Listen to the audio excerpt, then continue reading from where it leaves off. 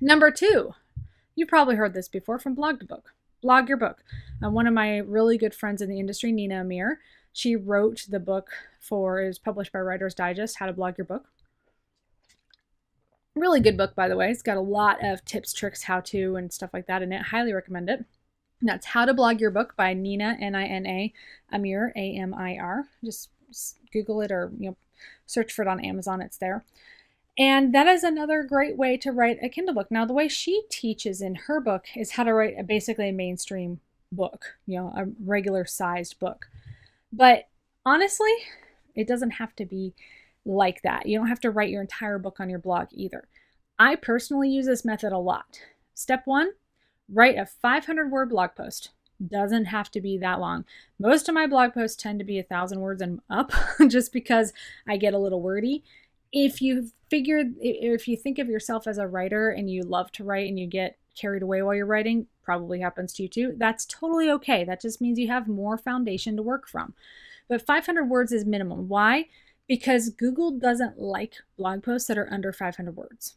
That's why. You want Google love with this too. This is going to kill two birds with one stone. It's not going to only help write your book fast, it's also going to give you a way for Google to find you and find your book. So you will write a 500-word blog post, and this does work for fiction. If you want to do it for fiction, then it can be just a section of the story and leave people hanging. Maybe ask a question at the end, like, what do you think this character is going to do next? And ask for suggestions from your audience in the comments of your blog.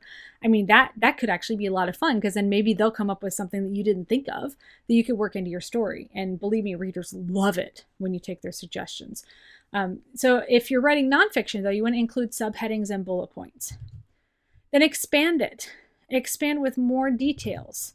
If you're writing nonfiction, your subheadings in your blog post will become your chapters. Your bullet points will become your subsections inside those chapters. It's pretty straightforward, pretty easy. If you're writing fiction, you're going to expand it with more detail, more description, more story. And with nonfiction, add examples in there as well, and stories, case studies, things like that. The tools for this, you need to have a blog. If you're an author and don't have a blog, I'm going to come smack you. It's the number one best way to market your book I say that about a lot of things. It's one of the best ways to market your book.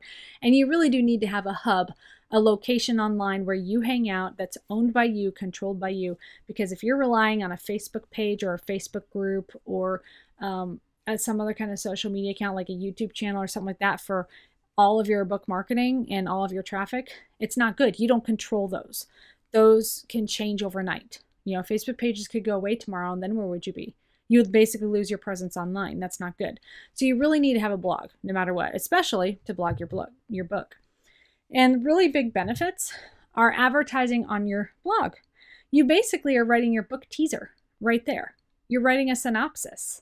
It's something that gets you past writer's block, actually. If you sit down and try to write a 25,000 word book, and that's not a super long book. Most of my Kindle books are under 20,000 words. My average ones range between 8 to 10,000 words. I have two of them closer to 20,000 words in my Author's Quick Guide series. My shortest one, Author's Quick Guide to Pricing Your Book, that I've already mentioned earlier, is 4,000 words. That's the first one I ever wrote for the series. It's really short. I mean, really, really, really short. And it's only 99 cents, but it's a pain point. It's something people want to learn, and it's still one of my best-selling books as a result of that. You give people high-quality information in a very succinct manner because they're busy. They don't want to be reading 3 paragraphs to figure out what you mean. They don't want that. They want a clear, concise, short answer so they can get on with their day. You give them that in nonfiction, you win, and they'll love you. So back to the benefits here. Your quick book synopsis is done. You have your foundation, your basics there.